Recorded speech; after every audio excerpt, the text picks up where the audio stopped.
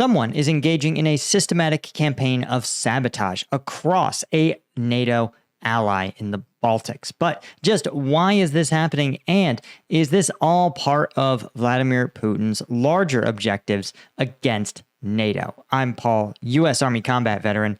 Let's talk about it. Okay.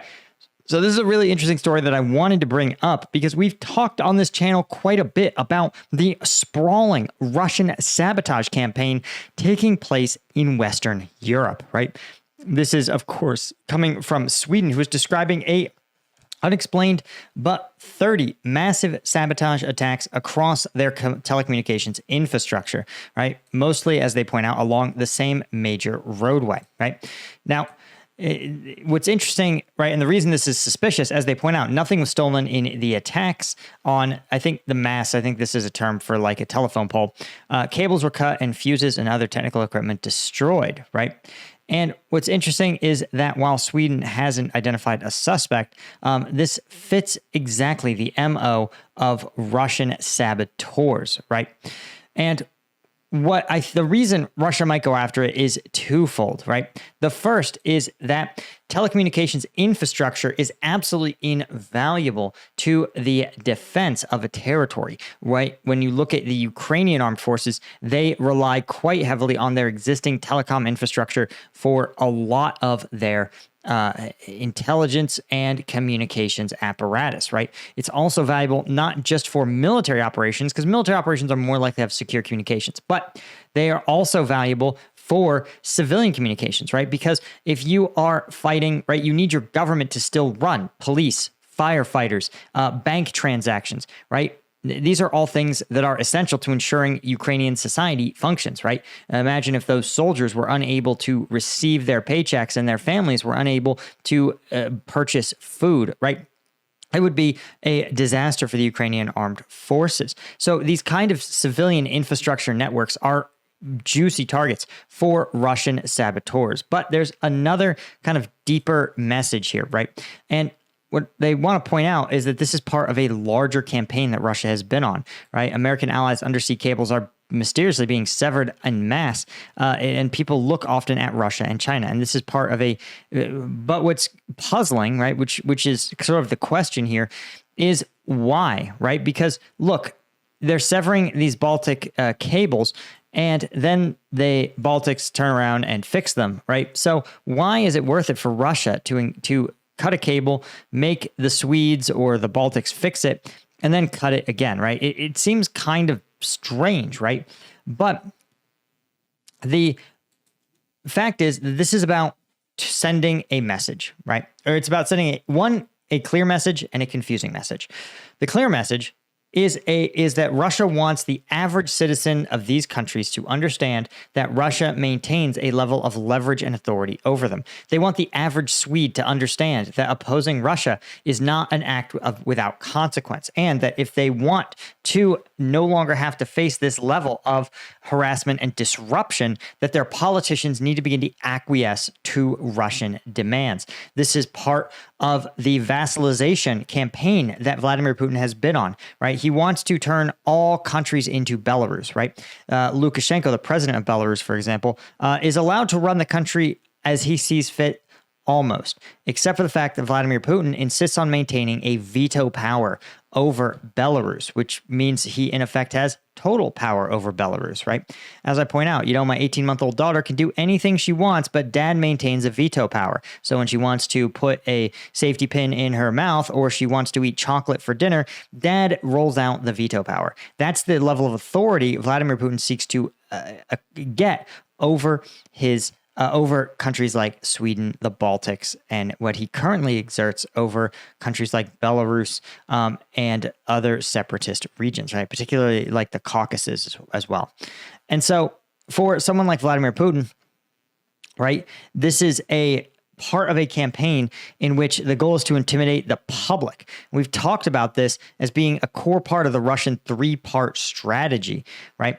But the other message is obscuring, right? The other core aspect of this is that what they want to do is turn cutting undersea communications cables into a routine event, right? Because obviously the Russian forces are not going to invade. But if they were to invade, one of the first things they would try to do is isolate those countries militarily. And so what they generally try to do is say, okay, well, we're just going to keep cutting this cable and you are just going to get so tired of repairing it. It's going to be a little bit like the boy who cried wolf. One day we're going to cut the cable and Russian tanks are going to roll over your border, right? But you won't be able to see that as an alert or a red alert situation because Russia will have normalized it, right? And so this sort of campaign, right, where they both want to punish the public for supporting politicians who resist Russian aggression and normalize the response or sort of lull a false sense of security in response to these cable cuts and telecommunications damage is again, this is not the action of someone who is interested in peace, right? Again, the best analogy I can describe is to sit there and go, hey, your neighbor, maybe you say, man, I think my neighbor's trying to break in your house. Your neighbor says, no, I want to peacefully coexist. I just want to be your neighbor. I just want to be your friend. But every night you watch on your security cameras as he stalks around your house, peeks in windows, checks the locks on your door. You'd say, why are you doing that when every time I talk to you, you say you just want to be regular friendly neighbors, right? You would, of course, understand that that neighbor is just lying to you. But somehow when a country does it, like Vladimir Putin's Russia, we sit there and go, maybe he really does want to be our friend. Maybe he's just checking our locks and casing our house. Maybe he's just doing it to check for pests.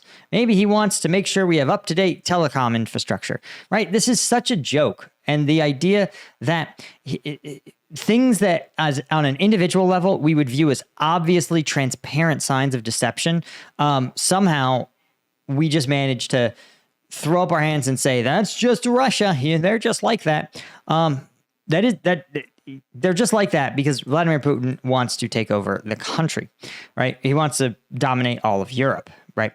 Now, before we talk about, speaking of dominating Europe, Putin's response to Ukraine's Operation Spiderweb, and more importantly, Trump's sort of spineless perspective on it, I wanted to mention, of course, that if you guys want to support me and get access to uncensored combat footage straight from the front lines, there is number one way to do it, and that is combatvetnews.com. This is my site. This is my version of Patreon, right? Where every Tuesday and Thursday, we find the uncensored combat videos coming to us from across the front lines, including sometimes videos sent to me direct from these units.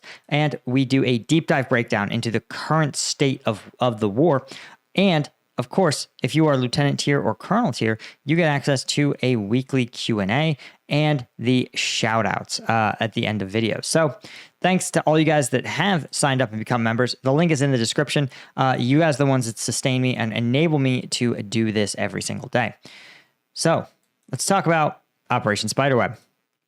What's fascinating is that the U.S. president, just like we talked about, is he came out and said, quote, the Ukrainians, gave Russian President Vladimir Putin a reason to go in and bomb the hell out of them last night, Trump told reporters aboard Air Force One. That's the thing I don't like about it. When I said, here we go, now it's going to be a strike, Trump added. Now, what I want to point out is that by that logic, where someone hits you, you get to hit back, they get to hit back, they get to hit back. We can sort of trace this back, actually. And you may note that this started actually when Russian tanks rolled into Ukraine. You might recall that event from 3 years ago. So Trump is able to engage in this kind of logic. This is how wars work. This is how a war happens. So congratulations to Donald Trump for figuring out what war is. But also it is so disingenuous and so difficult to see when the U.S. president sits there and goes, yeah, if somebody wrongs you, you have permission to strike them back, but then at the same time but that only applies. The only people who can retaliate are my friends, are people who I like. And that's Vladimir Putin, right? Zelensky, of course, anytime he so much as resists Vladimir Putin's aggression, the U.S. goes out and huffs and puffs and says what a uncooperative bad guy he is. The fact that the public and that the U.S. Congress seems to just love this, seems to just see this and go, yeah, what a strong president giving Vladimir Putin whatever he wants. This is absolutely preposterous, right? And it's like, it's also hilarious because when asked by reporters of whether Trump has a deadline for actually implementing new sanctions against Putin, who has really flaunted any effort the president's made to implement a real peace, Trump said, "It's in my brain, the deadline," without specifying a date, which is funny because, again, a deadline for someone else to take an action, you have to tell them. It's like a college professor giving you an assignment and you ask, well, when is this paper due? And he goes, yeah, it's for you to figure out. And you go, this is idiotic. I need an actual deadline to plan around. So it implies, of course, that, Trump has no intention of doing it, right? And it's sort of funny. It would be funny if Trump was disempowered, if other individuals in the administration had the authority to take action. But the fact is they don't. This is a country, this is a White House being run as a king in court system where the king's decisions are absolute and followed absolutely. And so the fact is that this is the person who's in charge of the country. He seems unable to actually draft a policy and execute it, right?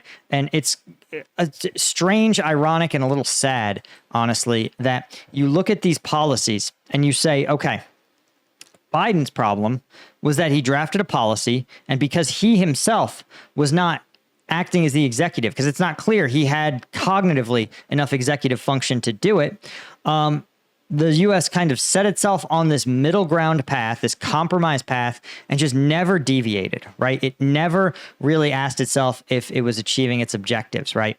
Then in contrast, you have the exact opposite problem with the Trump administration, where Trump is absolutely flailing, whiplashing in policies, right? He just says all kinds of crazy shit one day, the next day, right? He's literally mocked by Russia literally trolls him by being like, oh, Trump talks a big game. This is a direct quote from the Russian embassy.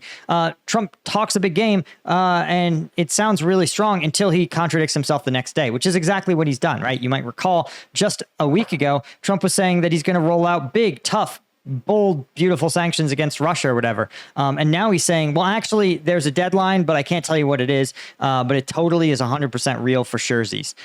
It's absolutely a joke.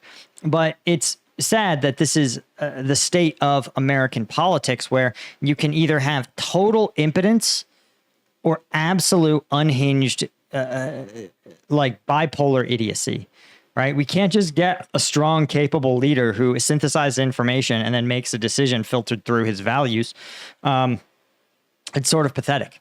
But you know who does have that kind of leadership, unfortunately, is Russia. That's the problem. Vladimir Putin is actually a man with a strategy who actually thinks through what he's doing and implements things on a long time frame. In fact, according to leaked Ukrainian intelligence, Russia is already planning for the end of 2026. It thinks it can seize about 50% of Ukraine by the end of 2026, which seems pretty bold, but I think they are counting on the fact that international support, and namely U.S. support for Ukraine, is going to diminish dramatically, even though Russian forces are unlikely to be able to make such large advances in the next 18 months. Right? Russia would have to seize 22,000 additional square kilometers, or excuse me, 220,000 additional square kilometers of Ukrainian territory. It would have to double the amount that Russia held at the initial outset of the invasion. And it would require, again, Russia to scale up its advances by orders of magnitude, right? But this is just not something that's clear that it's possible. And the fact is that, this is more than just about territorial demands.